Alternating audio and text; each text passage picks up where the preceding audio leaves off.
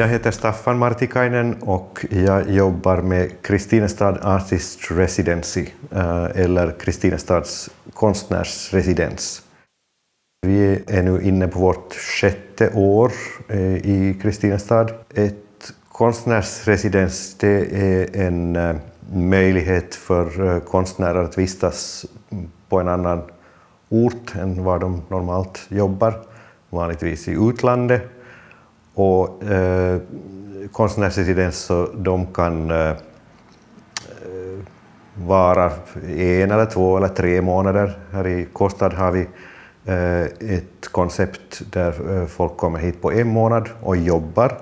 Det är alltså inte en semester för konstnärer, utan de kommer hit för att få inspiration, för att kanske lära sig om Finland och finländsk kultur.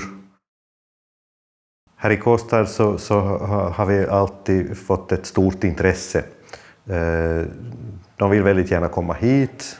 Vi har en miljö som inspirerar. Det är lätt att komma i kontakt med folk.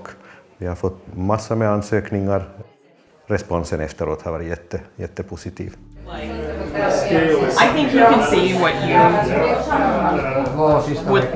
want to see in it, and I think that I don't know that he's coming back for revenge. Like the hand gesture is like just kind of a curling hand, not like making a fist necessarily, but. Konstnärsresidenser, så det är inte en organisation egentligen, utan det är då ett samarbetsprojekt där medverkar konstföreningen Spektra, Kristinestads hemslöjdsförening, hemslöjdsgården, och i viss mån staden Kristinestad. Och sen har vi en förening som sysslar med administrationen, och det är då där som jag kommer in, och jag är då samordnare för hela residensen. Konstnärsresidens, så det är någonting som egentligen har förekommit i alla tider. Förr brukar man kalla det då för sommarkolonier för konstnärer. De kunde åka ut till någon ö och måla tillsammans. Men nu för tiden så kan det vara konstnärer av alla olika slag. Och vi här i Kostad så har då tagit emot, förutom bildkonstnärer, så kan det vara fotografer, filmare, musiker. Vi har fått ansökningar från författare också. Och i princip så skulle vi kunna ta emot ännu fler typer av konstnärer. I Finland så finns det närmare 40 olika konstnärsresidenser, och många drivs av kommuner, privatpersoner, föreningar. En del av dem så är öppna året runt. Andra så är öppna bara vissa tider på året. Och här i Kostad så har vi utnyttjat den möjligheten att använda arbetsutrymmen på Spektra och på hemslöjdsgården som annars är lediga sommartid. Och vi har då haft öppet under juni eller augusti. Nu i år så är det juni månad som vi har haft konstnärer. Vi har haft 6 konstnärer på plats i år. I år har konstnärerna fastnat för just miljön i Kristinestad, naturen och också historien och kulturen, och det är vi väldigt glada för. Vi ser gärna att folk inte kommer hit och fortsätter med vad de jobbar med i sina hemländer, utan att de får just då inspiration av vad som pågår här omkring dem. Och det kan man se då i utställningen som har pågått på Spektra. Så efter att ha jobbat i 4 veckor så har de då ställt ut sina verk som de har åstadkommit under den här korta tiden. Och där ser man till exempel då hur de har filmat miljöer här i stan, och sen har keramikerna har faktiskt använt sig då av det som man då hittar i jorden, i leran här lokalt. Så på det sättet kan de också få med en bit av Kristinestad i sina verk. A group of 6 artists, 2 ceramists who've been working at the Hemslöjdsgården, 2 painters, and 1.5 filming. and you're also a visual artist, Rebecca, aren't you? The names of the artists you will find next to their works inside.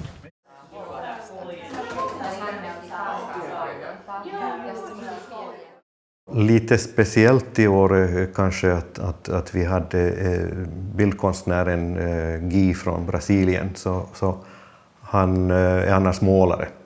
Men i år så valde han då att också göra lite installationer ute på stan.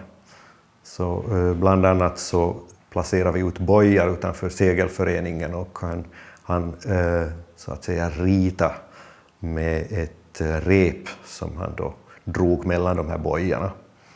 Så han ville lite ifrågasätta vad det innebär att rita, att man kan rita med olika material och i olika omgivningar. Sen hade han dessutom en ljudinstallation på Skolgatan utanför Business Kristinestads hus, och han använde då ljud som han hade spelat in på Spektras hus, bland annat golvknarr. Så hade han då samplat och sen gjort ett ljudverk utifrån det.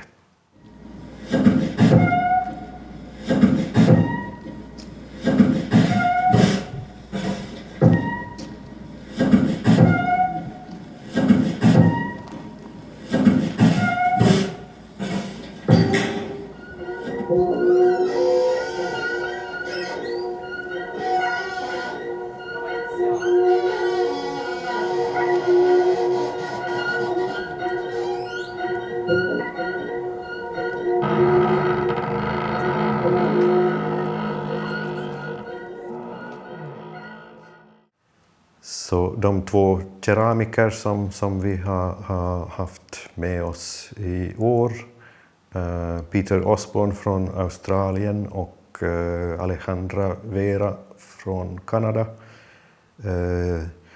de har cyklat omkring i Kåstadstrakten och tagit jordprover som de då har använt i glasyren då till sina keramikskulpturer och föremål. Och för dem har det här då ett särskilt symbolvärde att deras verk då är rotade i Kristinestad på det sättet. My name is Peter Osborn and I'm from a small town near Brisbane in Australia, which is on the east coast of Australia. My name is Alejandra Vera and I am originally from Quito, Ecuador, and I live in Canada in Toronto. I was trained as a structural engineer and worked for many years as a design engineer. Over the last 15 years I've transitioned across to art, and I've been studying at the University of Southern Queensland and am in my last stages of a doctorate there in visual art. I'm a visual artist. I originally trained in painting and sculpture. I like doing installation, and I got into ceramics while I was doing my master's at University of Barcelona at a small school in Spain, and since then I have really worked just in ceramics. I have a small design business in Toronto, and now I'm also focusing more in I guess the more artistic side of ceramics making, which is what brings me to doing residencies in different places around the world. So my research subject is about human relationship and nature, with nature, and how art can express that relationship. And so I was motivated to find a residency that related to the countryside, was in the natural environment.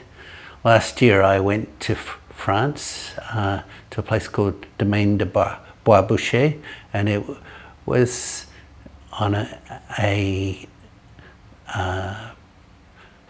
property that had forests and rivers and so on. I found that very helpful. I was able to talk to the artists at that residency about my research and about my work, and so I was looking for a similar but different situation, and one of the artists that I worked with in France suggested applying to this residency, and I applied and was accepted, and so quite motivated to tie it in with my research work.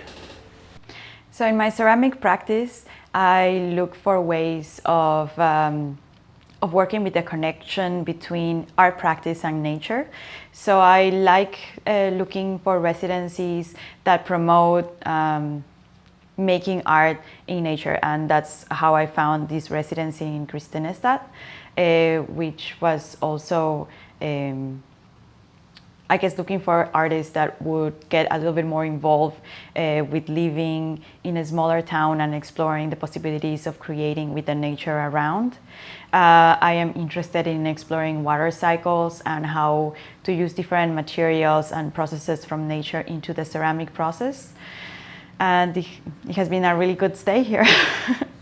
So here in Kristinestad, we have been working together in our ceramic practice to explore a little bit more the territory and the landscape around us. So we have been on walks in nature, collecting different materials to then bring them to the studio and test them out.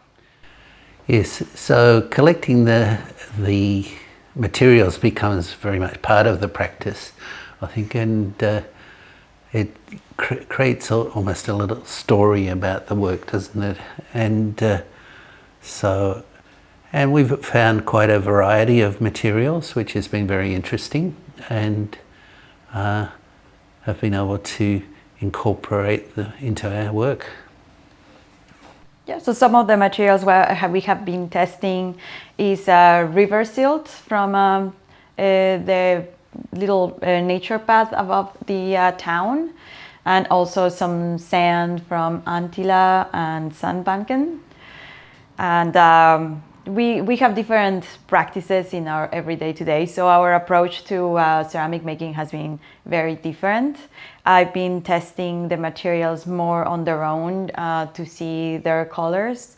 Yes, yeah, I've been testing them more to incorporate them into the glazing stage of the work, and you're getting a variety of results. The other material we've used a fair bit is the ash from the birchwood, which has produced some really nice glazing. So it's a way of creating connection with the place, I think, isn't it?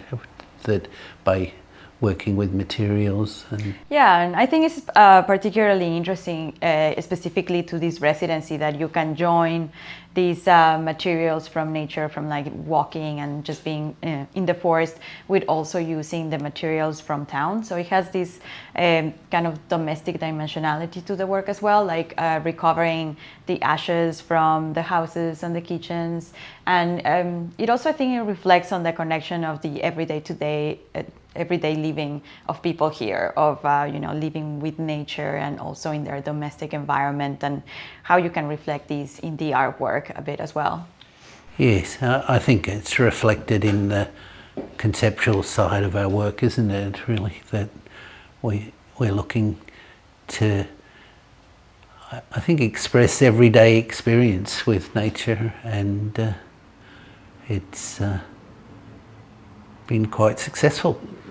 Yeah, I think to me as well, it's one of the first times that I feel very inspired by the architecture and the colors around here as well. So using patterns from the houses and looking, I guess, at more geometrical forms and how this integrates into the landscape too. Yes. is one of the things I like to do, is do a little bit of drawing and watercolor, mainly just so that they're like an observational study and of the buildings and of the river and the environment, and that's a way of creating some memories and some thoughts about the place.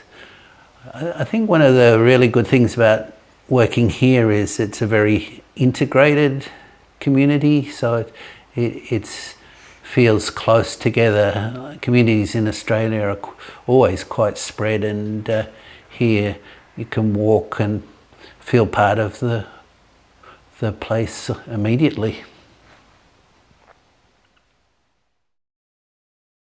So for our process, the first thing that we did was walk around town, go to the trails and the forest and collect different types of materials. This is a sample of some of the material we picked up. So this is just a sand from Sandbanken, and as you can see, it doesn't have a lot of clay, but it's a clayish sand. So for these, like, you have to first clean up the bigger rocks to be able to process the material.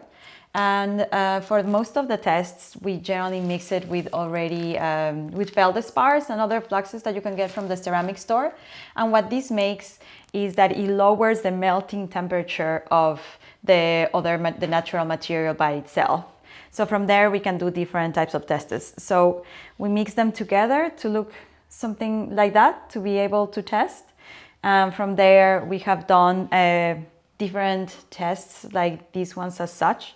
So all of these ones are from different places, and as you can see, some of them would turn green or tan, and as well, this one not only is different place per plate, but it's also different types of ceramic fluxes that you use.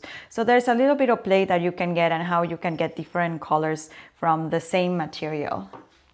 Some of the other tests that I have done is the materials by themselves.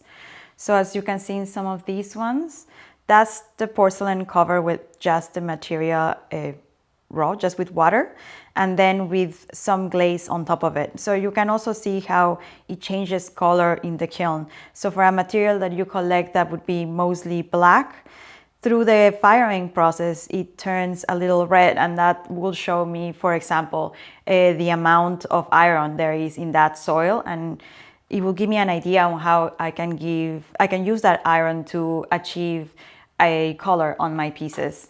Another way I have of testing materials is to mix them directly with the porcelain. So in here you can see the different types of particles that form the material and how it changes the porcelain. The more thicker sands would mix really well like that and create a different effect also to the touch and the quality that you would see from different, well, or for like the body of the porcelain clay. So this is, for example, this little work here will, after firing, look more like this.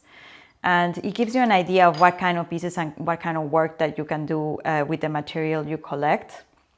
As well, we have been testing, as Peter said, some of the ash from birchwood that comes from the houses here around in Kristinestad.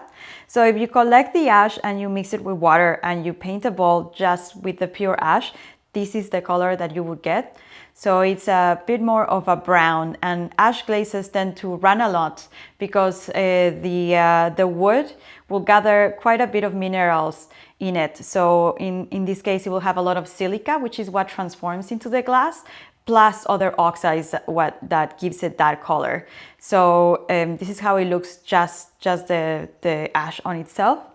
So mixed with some of the ceramic materials, you can achieve different colors. So for example, this one, that's half ash and half of feldspars, potassic feldspars, which is a ceramic material. And as you can see, it brightens the color up and it gives it a different quality without it, I guess, leaking to the bottom so much as well. So something like that. So with this test, you can also incorporate it into bigger pieces. In this case, I've made this ball here, which is carved with a pattern that I found here at the craft center. And this is going to be decorated with some of the ash glaze. So what I'm looking for in the glaze in this case is something that would sit into the carving so that the pattern gets more visible. So testing is always important to get the best out of the work that you're trying to produce. So here I've been experimenting with different shapes. I really like using the wheel, the throwing wheel, to model my shapes. And I have been making this type of pots that joins a couple of the shapes together. In this case, this is being decorated with the clay or with the silt just dripped over it. And then once fired, that's gonna change color and produce a different finish. So for all of the other elements, I've also tried to play to transform the thrown shapes into a little bit more naturalistic. So I play with the necks of the shapes and try to open them up and see how I can achieve motion from the shapes that you get from the throwing wheel. In this case, this is also one of the glazes I have been experimented with, and this has little chips of a chain that I found by the sea. So it uses the iron oxide on the chain to create some of the color on the piece. The testing I do is slightly different. I look to develop a palette of colours and finishes, which I then use to decorate my work. I work with the different soils and get different effects. And the colour is provided by adding very small amounts of metallic oxides and carbonates. So, for example, the blue is from the cobalt carbonate, the green is the copper carbonate, this reddy brown is from iron oxide, and these here are generally without anything added. This is an example of the on the type of clay I'm using, which is quite different from Alejandra's porcelain. This is the birchwood ash mixed with some flux and also a filler, something that gives it body so it won't run. So I take these and incorporate them in my work. So this work, you can see there's the green glaze and then the clear glaze here, and inside is the ash glaze. So I had an idea of this piece representing the gathering from nature. This piece here, I looked at the birchwood bark and the birch, the forms that are there, and I've scribed the clay to form that marking and so on. And then I've glazed it with a clear with a little bit of zinc and titanium in it, and inside I've again used the ash glaze. So the sense of this work was to express the interconnectedness in nature, that everything is interconnected. This work here is a series of tiles, and it's inspired by the river and the reeds that are here at Kristinestad, and the blue, the water, the green reeds, and the lighter colour, the other plants that are there. So with this, the tiles can be mounted on a board and hung vertically or else left horizontally, and creates a composition of work. This work here, I had a sense of the seasonal change that occurs in nature, with the elliptical and the orbits of our planet, and it's reflected. So it's a mixture of glazes that reflect the seasons, the change that's constantly happening within nature. So the purpose of developing all these glazes then to give a scope to express our ideas and our artistic goals.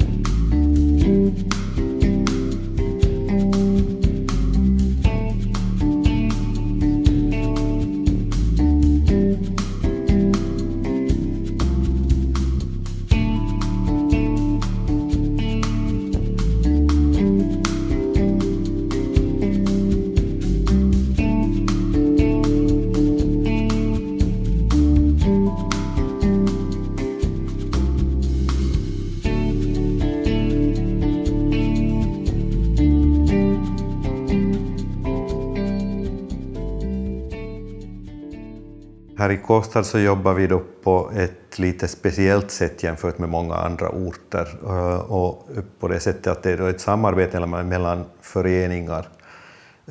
På andra orter i Finland så är det ofta staden eller kommunen som då har ett hus som används då som konstnärsresidens. Och i det här samarbetet så har ju staden då inte gått med dess mera, varken ekonomiskt eller utrymmesmässigt. Att möjligheter till utställningsutrymmen har vi då haft tack vare staden, men inte dess mera. Och det är ju egentligen synd för konstnärsresidens är ju faktiskt ett sätt att få med lite mera dynamik i lokala kulturlivet. Det kan också vara en möjlighet att se det som en typ av turism, och turister så tar ju med sig sina pengar dit de kommer, om de stannar en längre tid så ger de ju ett tillskott till ekonomin. Här i Kåstad har vi gjort så att inkvarteringen så har mestadels skett hemma hos folk, och det är ovanligt i Finland. Så att vi har då privatpersoner som har hyrt ut lägenheter och hus eller rum, och det har varit jätteuppskattat, så på det sättet har folk fått både träffa lokalbefolkning och se hur de bor, och det har varit väldigt intressant. Och om man tänker sig hur man skulle kunna utveckla det här konceptet, så då kanske det inte är hållbart med att folk bor privat, att konstnärer bor privat, utan då skulle vi kanske ha behov av utrymmen, gärna året runt, utrymmen både för boende och för arbete. Och, oavsett det så skulle man kunna fortsätta samarbeta med lokalföreningar och kanske utveckla det till och med. Och man kan ju ha visioner om att det här ta emot kanske ett par, tre konstnärer året runt. Det är klart det finns intresse för att tillbringa vintern i Finland också, så det är inte bara sommaren som gäller. Och vi har ju fått väldigt fin respons från Kåstadsborna på det sättet att de har kommit med på våra projekt. Vi har ringt upp dem och frågat om de kan hjälpa till med ett och annat, och alla har ju sagt ja. Och det var inga större problem att få inkvartering för konstnärerna i år, utan vi fick välja. Men för framtiden vill vi ju jättegärna ha ännu fler kontakter och ännu fler inkvarterare. Och det är bara att ta kontakt med mig eller med Hemslöjdsförening eller Spektra om man vill komma med och vara värd eller helt enkelt komma med och hjälpa till.